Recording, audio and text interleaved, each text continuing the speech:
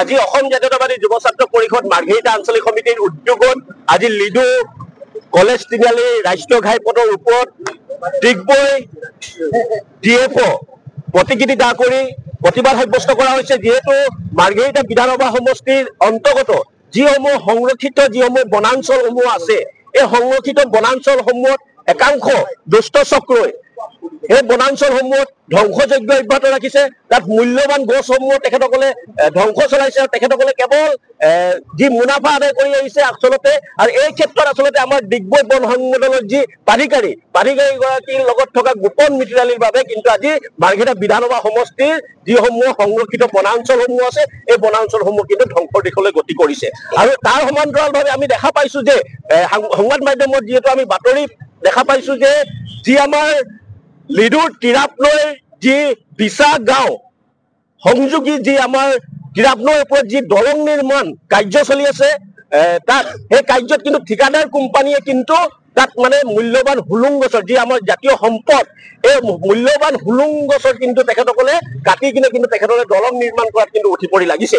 এই ক্ষেত্ৰত বিভাগীয় কৰ্তৃপক্ষ আৰু বৰ্তমানৰ আমাৰ স্থানীয় যি আমাৰ বিধায়ক ভাস্কৰ শৰ্মা ডাঙৰীয়া কিন্তু যিসমূহ এই ধৰণে ঘটনা সংঘটিত হৈছে, আচলতে মাৰ্ঘেৰিটা সমষ্টিৰ উন্নয়নৰ বাবে যিসমূহ অসম চৰকাৰে যি টকা আবণ্টন দিছে, তাৰ কাৰণে জনগণৰ বাবে যি দলং নিৰ্মাণ কাৰ্য চলে তাত কিন্তু লুণ্ঠন ৰাজ চলিছে। আৰু এই ক্ষেত্ৰত আমি স্থানীয় বিধায়ক ভাস্কৰ শৰ্মা ডাঙৰীয়াক এই ক্ষেত্ৰত চকু মেলি চাবলৈ কিন্তু আমি আহ্বান জনাইছো। আৰু এই যি ঠিকাদাৰ কোম্পানী, এই ঠিকাদাৰ কোম্পানীক কিন্তু ব্লেকলিষ্ট কৰিব লাগে। এই যি ধৰণে অনিয়ম সংঘটিত কৰিছে আৰু এই তাক ৰক্ষণাবেক্ষণ আচলতে কোনে দিছে, ঠিকাদাৰ কোম্পানী, এয়া কিন্তু পৰিতাপৰ বিষয়। গতিকে আমি অসম চৰকাৰক আমি আহ্বান জনাইছো, অসমৰ বন মন্ত্ৰীক আমি আহ্বান জনাইছো, অতি শীঘ্ৰে এই যিসমূহ দুষ্ট চক্ৰই যি ধৰণে বনাঞ্চল ধ্বংস কাৰ্য চলাই আছে সেইসকলৰ বিৰুদ্ধে ব্যৱস্থা গ্ৰহণ কৰক। আৰু যিসমূহ আচলতে বন বিষয়াসকল আছে, এই বন বিষয়াসকলৰ যি মিতিৰালি, অবৈধ কাৰবাৰীৰ লগত যি মিতিৰালি, এই মিতিৰালিৰ বাবে কিন্তু আমাৰ সংৰক্ষিত বনাঞ্চলসমূহ কিন্তু ধ্বংসৰ দিশলৈ গতি কৰিছে। গতিকে আমি আজি এই প্ৰতিবাদ কাৰ্যস্থলীৰ পৰা আমি সকীয়াই দিছো, অতি শীঘ্ৰে এই যি কাৰ্যকলাপ চলি আছে ইয়াৰ উচিত পৰ্যায়ত তদন্ত হ'ব লাগে আৰু দোষীসকলক কিন্তু কৰায়ত্ব কৰি তেখেতসকলক শাস্তি দিবৰ আমি দাবী উত্থাপন কৰিছো।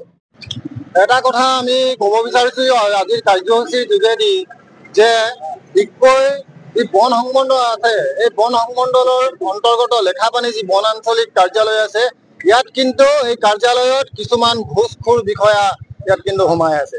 আমি ক'বলৈ এইকাৰণে বাধ্য হৈছো, এই হাবি জংঘল সংৰক্ষিত বনাঞ্চলৰ পৰা হুলুং কাঠ কাটি আনি এই যে দলঙত লগাইছে, বিছা গাঁও দলঙত নিৰ্মাণ কাৰ্যত লগাইছে, এইটো কেনেধৰণৰ কথা? তেখেতসকল কি শুই আছিলে নেকি? বিষয়াসকলক আমি দেখি পাওঁ যে কিছুমান সময়ত তেখেতসকলে সৰু সৰু এই যে কিছুমান সৰু সৰু গাড়ী ধৰি তেখেতসকলে বাহ লৈ, কিন্তু ডাঙৰ ডাঙৰ যে এই যে মাফিয়াসকল আছে, এই মাফিয়াসকলৰ ওপৰত কিন্তু আজিলৈকে তেখেতসকলে কোনো ধৰণৰ ব্যৱস্থা গ্ৰহণ কৰিব পৰা নাই। আমি অসম জাতীয়তাবাদী যুৱ ছাত্ৰ পৰিষদে স্পষ্ট ভাষাৰে আমি কৈছো যে ডিগবৈ বন সংমণ্ডলৰ অন্তৰ্গত এই যে বনাঞ্চলসমূহ আছে, এই বনাঞ্চলসমূহক সুৰক্ষা প্ৰদানৰ স্বাৰ্থত এনেধৰণৰ কিন্তু কাৰ্যসমূহ বন্ধ হ'ব লাগিব।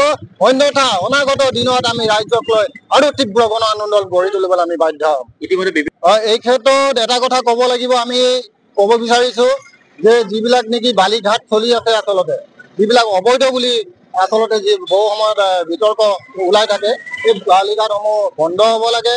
আৰু আচলতে যিবিলাক বালি ব্যৱসায়ী আছে, এই ব্যৱসায়ীসকলে আচলতে চৰকাৰৰ যি ৰয়েলটি আছে, এই ৰয়েলটি আচলতে চৰকাৰক দিব লাগে। এই তেনেকৈ কৰিলেহে আচলতে আমাৰ চৰকাৰখনৰো উন্নতি হ'ব, আমাৰ ৰাইজৰো উন্নতি হ'ব।